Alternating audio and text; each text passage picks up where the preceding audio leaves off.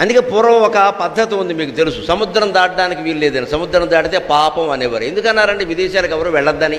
ఇప్పటికీ బ్రాహ్మణుల్లో సన్యాసుల్లో కొంతమంది చచ్చినా సరే విదేశం వెళ్ళరు, ఎందుకంటే సముద్రం దాటాలి. ఏ సముద్రం ఏమైనా వచ్చి మింగేస్తుందా, కోప్పడుతుందా? దాని వెనకాల ఉద్దేశం ఏమిటంటే ప్రజ్ఞావంతులందరూ విదేశాలకు పోతే ఇక్కడెవడు ఉంటాడమ్మా, ఇక్కడెవడు ఉంటాడు, ఈ దేశం ఏమైపోతుంది. ఆ దేశభక్తితో ఋషులు ఆ నిబంధన ఏర్పాటు చేశారు. అంతకంటే దేశభక్తి మనకి ఇవాళ అదేం అక్కల, సంపాదించుకోవడమే కావాలంతే.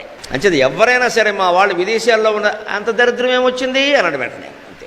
ఇప్పుడు వెంటనే ఆగిపోతుంది ఇది.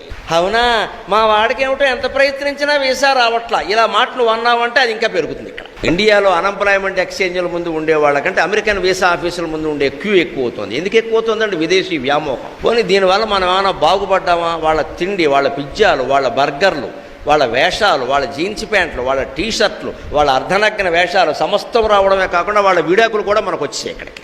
అక్కడ ఎవ్వడు ఒకే భార్యతో ఒకే భర్తతో 4 ఏళ్ళు మించి కాపురం చేయరు. మనకి ఇక్కడికి వచ్చేసింది. కోట్లు ఖర్చు పెట్టి పెళ్లి చేస్తున్నాం.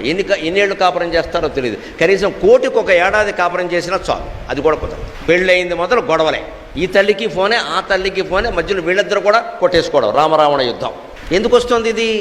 మొత్తం విదేశీ సంస్కృతి వచ్చింది. ఆ తిండి, ఆ వేషం అన్నీ ఉన్నాక ఆ ఆలోచనలే ఉంటాయండి.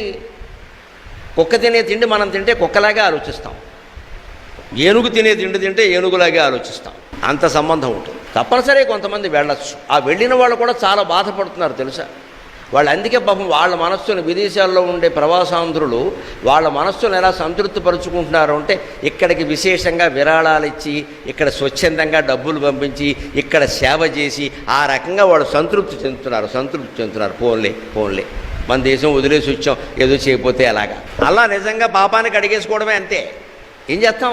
అంచేది ఇక్కడ ఉంటే ఎలా ఉండాలంటే 9 గంటల వరకు ధార్మిక కార్యక్రమాలు, నువ్వు జపం చేసుకో, స్తోత్రం చేసుకో, అనుష్ఠానం చేసుకో. తర్వాత ఉద్యోగానికో, వ్యవసాయానికో, వ్యాపారానికో వెడతాంగా.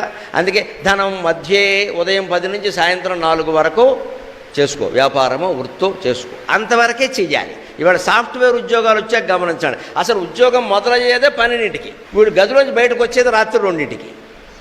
పగలు దండగా, రాత్రి దండగా. నన్ను మన్నింతురుగాక.